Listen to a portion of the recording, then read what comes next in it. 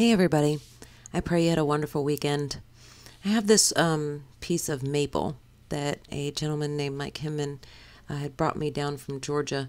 He said he got it off of a golf course, and I'm not quite sure if I remember if he was quite sure what it was, but I'm pretty sure it's spalted maple. This blank began, the reason why it is circles cut out of it is I was trying to have it fit in another mold and I ended up cutting it too small. So it was a crotch piece and there was beautiful feathering in it and I didn't want to lose that.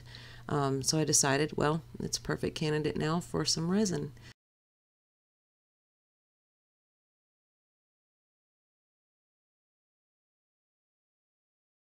The reason why my resin is so milky white looking, as you notice, I'm have a sweater on and it is very chilly in my shop. So when it's really cold, it's thick, and when you mix it, that's air bubbles. So it's not white. I didn't add any white to it. It is just because it's cold. So that usually happens. When it's warmer, I don't usually have that problem. I'm using several different purples, and then for my black, I have some deactivated charcoal that I use to make my toothpaste, and it is a matte black. It doesn't have any pearl in it, so that's why I chose it to use it, and I just put a little in a container. The violet, what is it called? Interference, sorry. Powder really looks cool in it, and I did a project with some black, the same deactivated charcoal, and blue, and it really looked cool. So here I'm just dumping all the last bits that I have left in the cups, kind of like to do a dirty pour. I wanted to have two contrasting colors, and obviously black and white is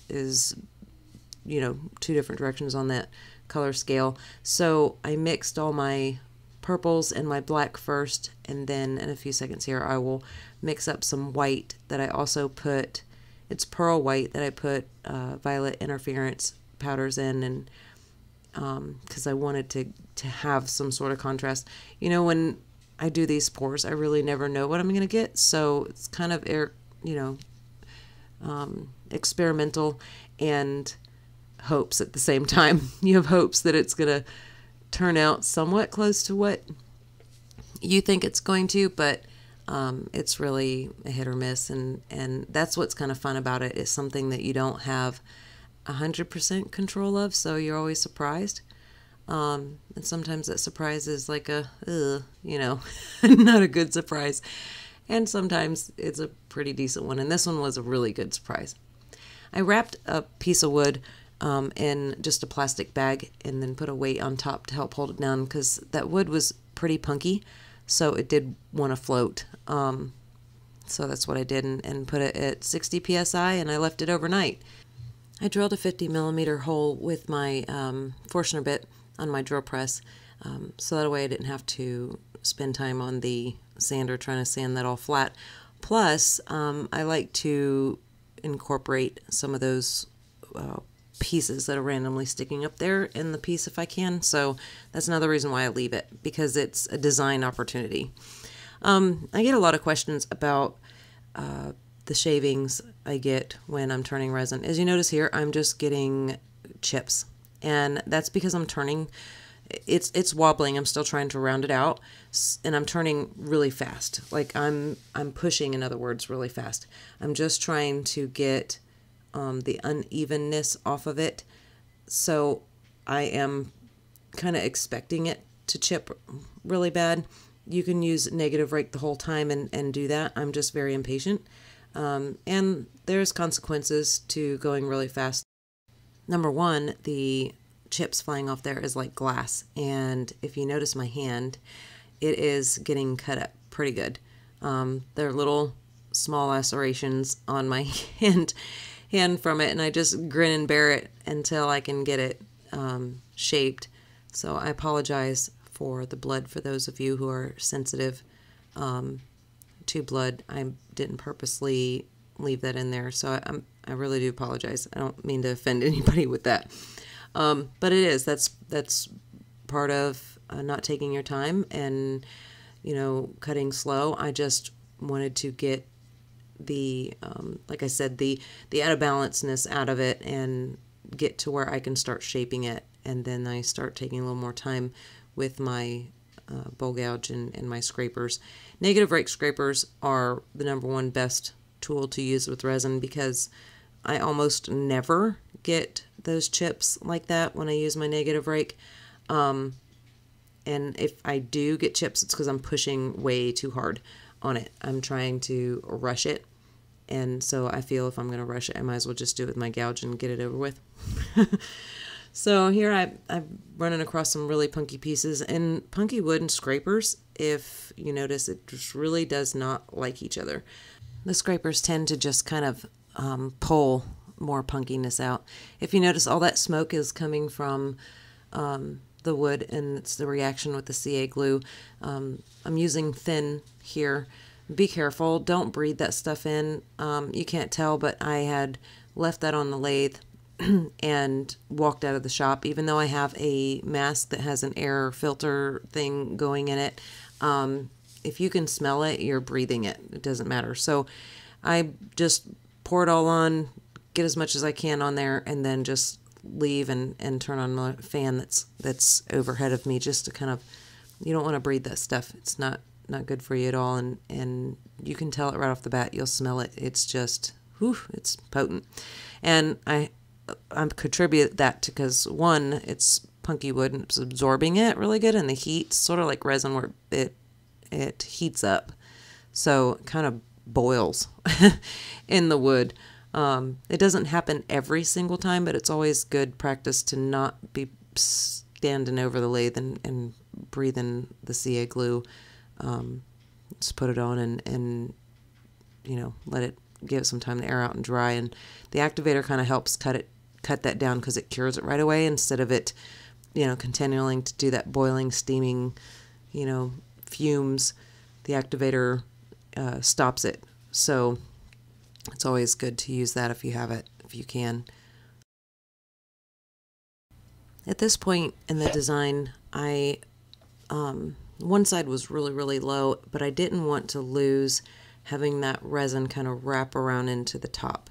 I didn't have in mind a really wide bowl, so at this point I'm just trying to, you know, shape it so that a way I can bring it in and make it look more like a hollow form or a vessel style piece, because I didn't want to lose that resin. It really had some cool swirls and everything in it, and I thought that would be really neat to be able to try to save that edge towards the top piece and incorporate that into it.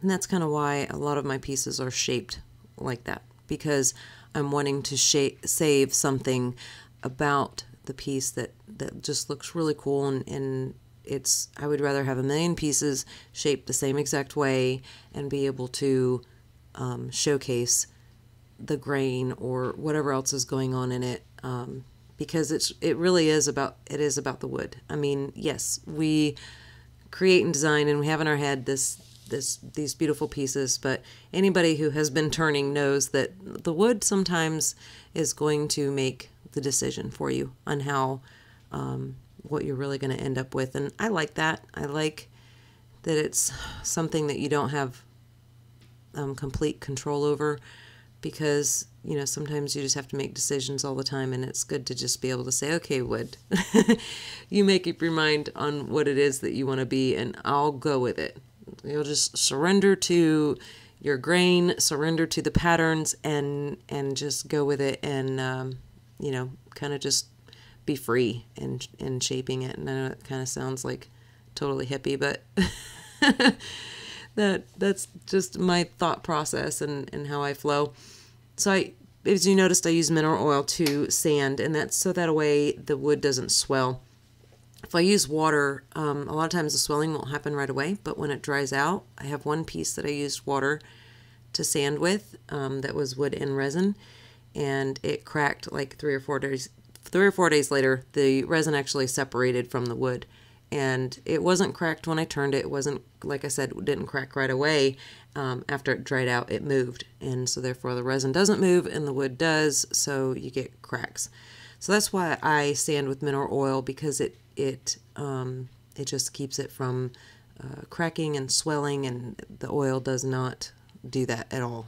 at least with my experience so far, I've done every single piece with mineral oil, unless it's just 100% resin. Then I can use water.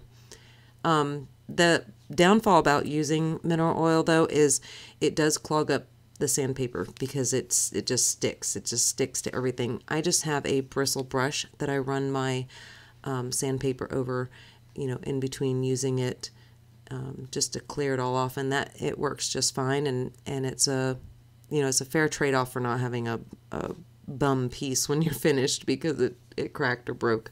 It's worth that extra step.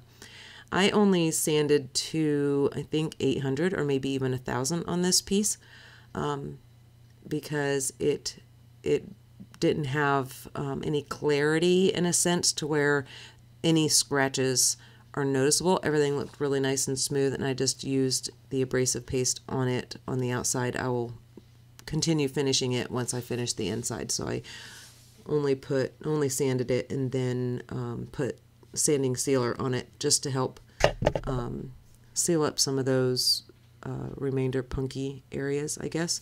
So when I did my finish, it would build evenly.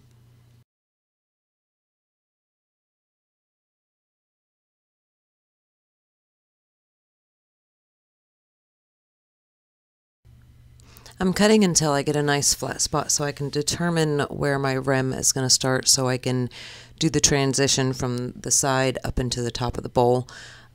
Usually that's where I start because you can't, put anything back on there. So if I'm going to make a rim, I find out what I have to work with by flattening everything out, and then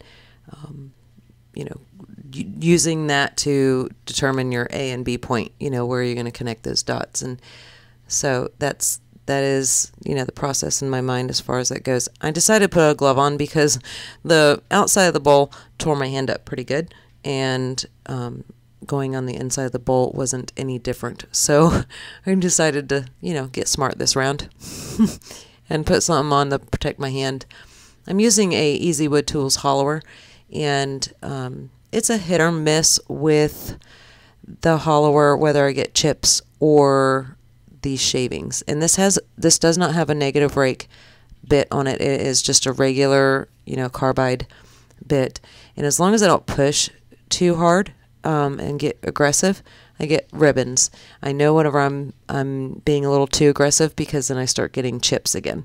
And inside of a piece, you don't really, that's the last thing you want, is because sanding that out inside is a lot harder than it is to sand it out on the outside. So taking your time is worth it now, because it'll save you a ton of sanding in such an awkward spot, in the long run.